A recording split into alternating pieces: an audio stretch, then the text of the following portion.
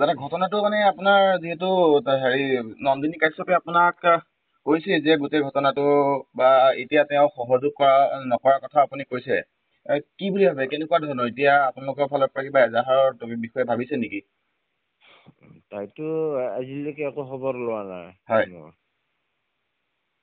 আজি 4 দিন হ'ল নেকি, শুক্ৰ শনি ৰবি সোম, আজি সোমবাৰ, 4 দিন হ'ল।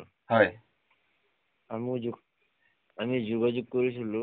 হয় আমি যোগাযোগ কৰাতো তাইতো একো ৰেছপন্স নিদিলে আমাক। হয় হয় ৰেছপন্স নিদিয়াৰ পাছত আমি একো নিউজে আমি দিয়াই নাছিলো। হয় তাৰপিছতহে আমি আগবাঢ়িলো।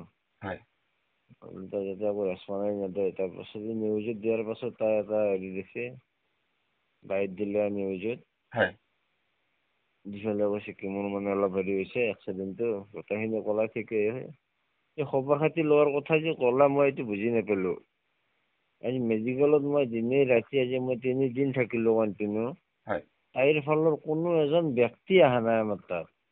হয় আৰু তাই নিউজত দিছে কি মই খবৰ পাতি লৈ আছো, মোৰ ঘৰৰ মানুহে খবৰ লৈ আছে পেচেণ্টৰ।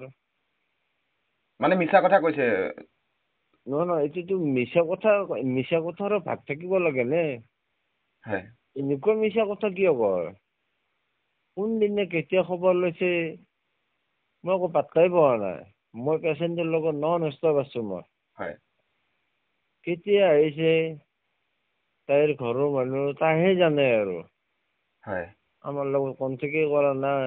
হয় আৰু গোটেই ৰাইজে অসমৰ মানুহক তাই কৈছে কি মই খবৰ পাতি লৈ আছো। হয় ইমান তলখাপৰ হ'ব নালাগে। এজন অভিনেত্ৰী হলেও ইমান মিছা কথা কোৱা অভিনেত্ৰী হ'ব নালাগেতো। হয় আচৰিত দিছো মই বাইকটো মই কালি চাইছো ৰাতি। হয় দাদা ঘটনাটো মানে আপোনাৰ যিহেতু হেৰি নন্দিনী কাশ্যপে আপোনাক কৈছে যে গোটেই ঘটনাটো বা এতিয়া তেওঁ সহযোগ নকৰাৰ কথা আপুনি কৈছে।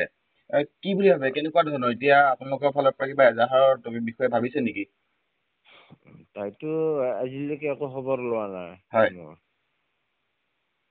আজি 4 দিন হ'ল নেকি, শুক্ৰ শনি ৰবি সোম, আজি সোমবাৰ, 4 দিন হ'ল। হয় আমি যোগাযোগ কৰিছিলো।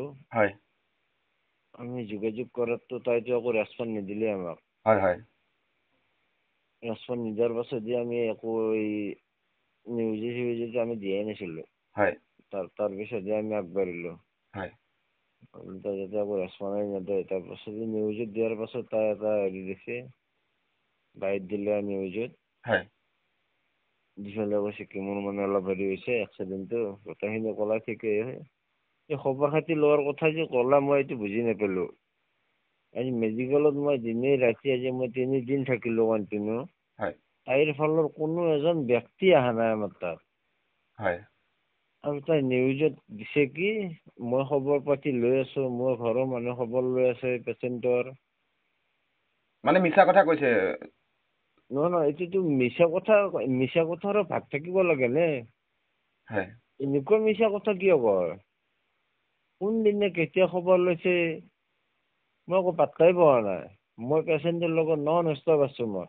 হয় কেতিয়া আহিছে তাইৰ ঘৰৰ মানুহ তাইহে জানে আৰু।